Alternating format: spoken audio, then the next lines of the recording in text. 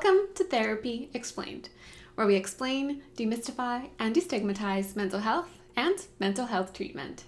My name is Deniss. I'm a licensed therapist, group practice owner, and your host here at Therapy Explained. Today we're going to be talking about inner child healing, self-care, and how being BIPOC is an important piece of your identity to take into account throughout your work. But before we dive into the topic of today's conversation, I want to say a huge thank you for 10K.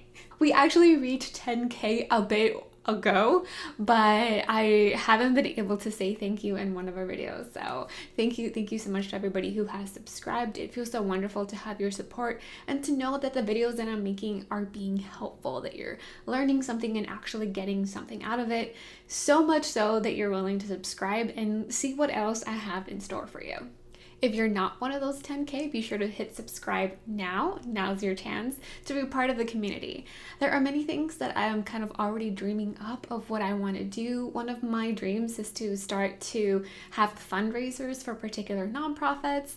And I don't know, maybe if we have more of a formal community, we can start to also vote on what some of those nonprofits should be. So there's still a lot of things floating around in my head. I tend to have these conversations with you through Instagram or the community tab here on the channel. So be sure to subscribe to the channel so that you can take part in that conversation, and also to follow me on Instagram as we figure out really what we want this space to be. So without further ado, let's talk about inner child healing, self-care, and how your identity plays a role in your mental health. What is inner child healing? As always, let's get on the same page about what inner child healing is in the first place. Inner child healing is based on the idea that your childhood experiences, including the traumas that you've experienced, are going to shape the behaviors that you have now as a grown-up. So the belief is that all those experiences that you had, you're still carrying them with you. There is a younger part of you that is responding to the experiences that you're having now as an adult, which is why some of these experiences might feel very overwhelming, flooding, and might make you doubt your abilities or even eat away at your confidence. Through inner child work, what we're able to do is to identify those wounds, what they are, where they came from, and start to create some healing so that then you can feel more confident and more at ease with yourself and begin to make choices for yourself that are better aligned with who you are and therefore help you build the life that you want. Why does identifying as BIPOC matter? Context. As we talked about, inner child healing is so much about those early lessons that you received about what you can expect from the world. Is it safe? Is it good? Can you trust people? Can you trust the world? But also what the world is going to be expecting of you based on your identities. Particularly if you're a person of color, that probably means that generations before you had to survive through colonization, slavery, genocide, and many other traumas. The generations before you also therefore adopted certain behaviors and internalized certain views of the world to help them survive. Those are then passed down and shape your experience as a child. Those are the lessons that you received about how to behave and again, what to expect from the world and how the world is going to treat you. The whole point is to get that understanding. And with this understanding, hopefully you can also be more compassionate about where the origin of these wounds are for you, but also where the origin of these wounds probably were for your parents as well. So much of this is intergenerational trauma, and a lot of the work that you're doing is powerful because of that. You're breaking a lot of unhealthy and toxic patterns, and ideally also you'll be able to choose some of the things that have helped you and generations before you be resilient. You get to choose the wonderful parts of your culture that you want to pass down and continue, as well as the ones that you probably might want to leave behind. Self-care as re-parenting. Inner child healing involves being the parent that you wish you had had, learning how to be that parent, hence re-parenting yourself. Sometimes this also means learning how to build gentle self-discipline. Small actions like going to bed at the time that you said that you wanted to go to bed, learning how to stand up for yourself at work or in interpersonal relationships, letting go of unhealthy or unsafe relationships, moving your body and engaging in exercise even though you don't really want to, and holding yourself accountable for behaviors that you are not proud of. Those are all things that involve reparenting. That's you being the gentle, kind, and empathetic parent that you wish you had had back then. As you're engaging in these activities, be careful not to fall back into the role that the parent that has hurt you was. So don't be that parent. As you're learning how to hold yourself accountable and learning self-discipline, try not to come from a place of judgment or shame or guilt. What these feelings usually sound like or look like is if you start telling yourself that you shouldn't, why are you doing this, asking yourself, blaming yourself, why am I still like this, why haven't I made the progress that I want to. That's the place of shame and guilt. That is not a place of growth. It is not helpful for you or encouraging for you if you're mean to yourself. And that is you playing the role of the parent that probably hurt you. So I really use that word gentle discipline, gentle self-discipline as like intentional, right? I really want you to try to be as kind to yourself as you possibly can. That's really important when you're building self-discipline. It doesn't have to come from a place of punishment. Self-care as intentional indulgence.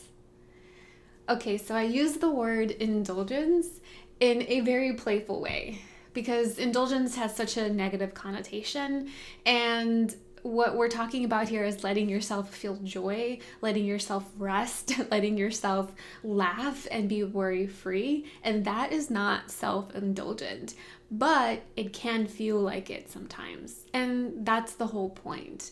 Especially as a person of color, and even more so as a woman of color, learning how to rest, learning how to play, learning how to say, you know what, I'm just purely going to prioritize myself and my needs might feel very foreign to you. And not just foreign, but even wrong. What I talk about here when I mean intentional indulgence, I mean that you're actually planning for things, right? You're being intentional for it. You're choosing it. You know that this is what you want to do.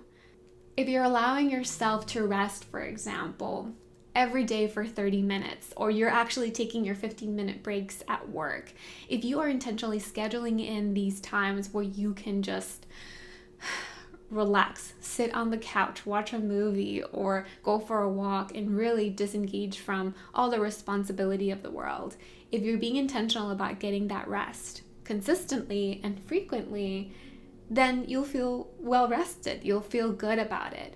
But if you are burning yourself out and then calling last minute at work, or having to cancel your plans last minute because you are so exhausted, you'll end up feeling guilty about it. So intentionality is key here. Same thing goes for food. If you are trying to establish a new practice of letting yourself enjoy a treat or a snack every so often. Maybe it's when you're at parties, maybe it's on Fridays or whatever you've chosen. But again, it's that word, right? Chosen. If you are intentional about when you let yourself enjoy that snack, you'll end up feeling good about it because it was an intentional choice. It was something that you planned and something that you know you feel comfortable with.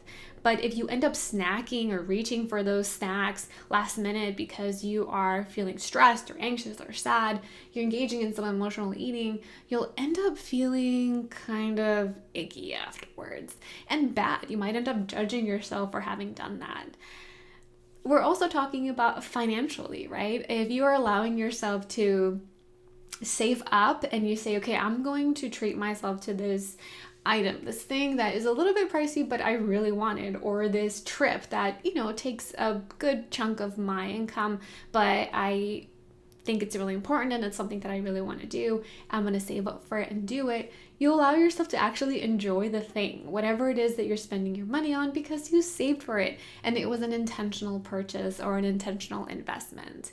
But if you are knee-jerk buying things because you're stressed, anxious, or thinking, oh, this is nice, I'll just get it now, again, that will come with some guilt. It might come with some shame. It might come with some judgment. It's a common experience that as a woman of color or a person of color, you might have been given a lot of responsibility at a very young age and didn't get to experience your childhood, didn't get to really just be a kid and play without having worries. And inner child healing is that. It's allowing yourself moments where you can enjoy things, where you can just play and do things simply because you like them and it's fun. Of course, this journey is also a very individual one. It's going to be up to you to figure out what is going to feel good when you're learning how to be a gentle parent for yourself, and also how you want to be intentionally indulgent.